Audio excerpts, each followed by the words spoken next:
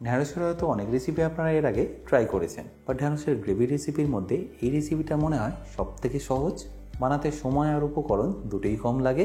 তাহলে চলুন রেসিপিটা শুরু করা যাক। বাই দ্য ওয়ে, আমি শেফ অতনু, আপনারা দেখছেন অতনু রান্নাঘর। আর আজকে আমাদের রেসিপি দই ভেন্ডি বা দই ঢ্যাঁড়স। তাহলে দই ভেন্ডি রেসিপিটা বানানোর জন্য আমি 500 গ্রাম ঢ্যাঁড়স আগে থেকেই কেটে নিয়েছি। আর ঢ্যাঁড়সগুলোকে দেখুন আমি ঠিক এরকম ছোটো ছোটো করে কেটে নিয়েছি। এবার এই ঢ্যাঁড়সগুলোকে আমি ডাইরেক্টলি ফ্রাই করে নেবো। তার জন্য গ্যাসটা অন করে আমি একটা কড়াইতে নিয়ে নেবো সাদা তেল। খুব বেশি তেল লাগবে না, 4 থেকে 5 চা চামচ নিয়ে নিলেই হবে, কারণ ঢ্যাঁড়সগুলোকে আমি এখানে শ্যালো ফ্রাই করব। বাট আপনারা চাইলে কিন্তু ডিপ ফ্রাইও করে নিতে পারেন। আর তেলটা একটু গরম হলেই আমি এখানে দিয়ে দেবো ঢ্যাঁড়সগুলো। এই সাথে দিয়ে দেবো অল্প একটু নুন। এসে এটাকে ভালো করে মিশিয়ে নিয়ে শ্যালো ফ্রাই করে নিচ্ছি। ঢ্যাঁড়সগুলো ভাজার সময় ফ্লেমটা আপনারা অতি অবশ্যই একদম হাই রাখবেন, তাতে ঢ্যাঁড়সটা তাড়াতাড়ি ভাজাও হয়ে যাবে আর এর কালারটাও ইনট্যাক্ট থাকবে। দেখুন ঢ্যাঁড়সটা এখানে ভালোভাবে ভাজা হয়ে গেছে। এই তুলে নিয়ে এটাকে আমি একটা প্লেটের মধ্যে রেখে দিচ্ছি।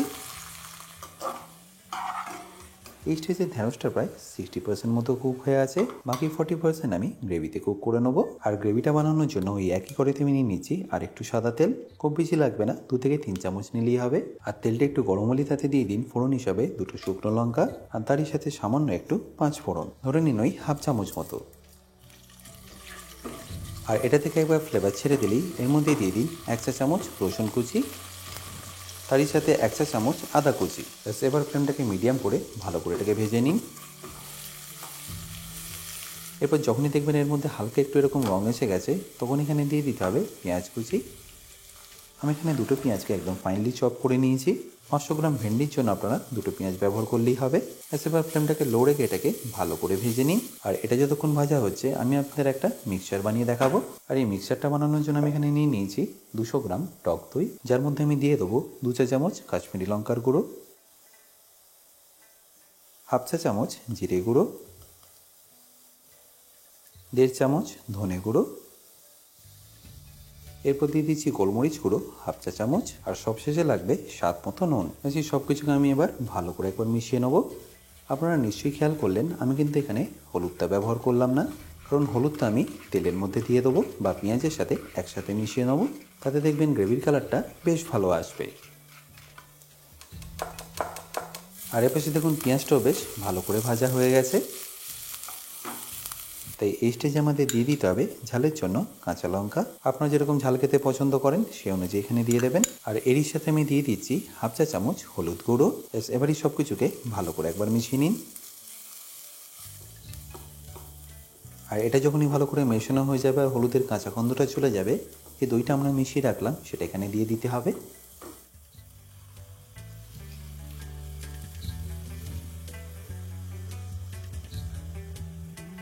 আর দই দেওয়ার সাথে সাথে কিন্তু আপনাদের এটাকে ভালো করে মেশাতে হবে, নাহলে কিন্তু দইটা ফেটে যাওয়ার একটা সম্ভাবনা থাকে।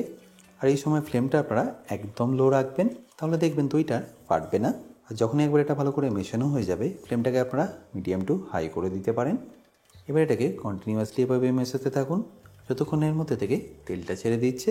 মোটামুটি 2 থেকে 3 মিনিটের মধ্যেই দেখবেন এর কালারটাও চেঞ্জ হয়ে যাবে আর আস্তে আস্তে তেলটাও ছাড়া শুরু করবে।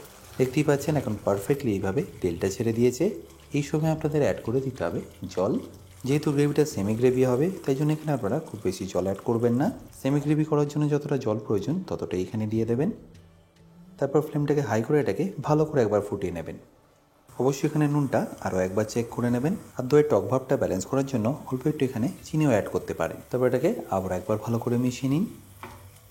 আর এর পাশে দেখুন এটা এখন ভালোভাবে ফুটে গেছে। এই সময় আপনার গ্যাসের ফ্লেমটা লো টু মিডিয়াম করে দিন।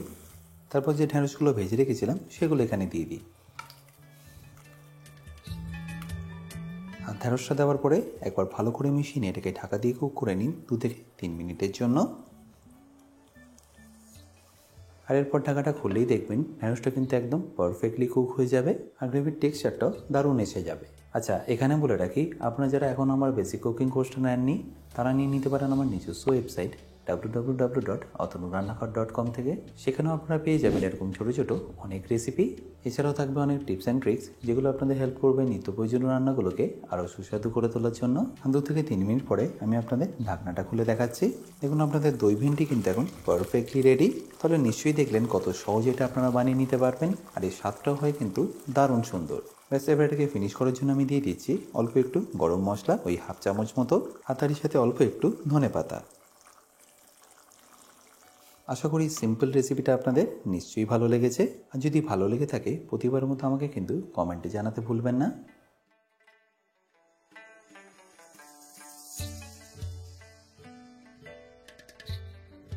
বাই দ্য ওয়ে, আমি শেফ অতনু, আপনারা দেখছিলেন অতনু রান্নাঘর। দেখা হচ্ছে আপনাদের সাথে একটা নতুন রেসিপি নিয়ে নেক্সট এপিসোডে। ভালো থাকবেন, সুস্থ থাকবেন।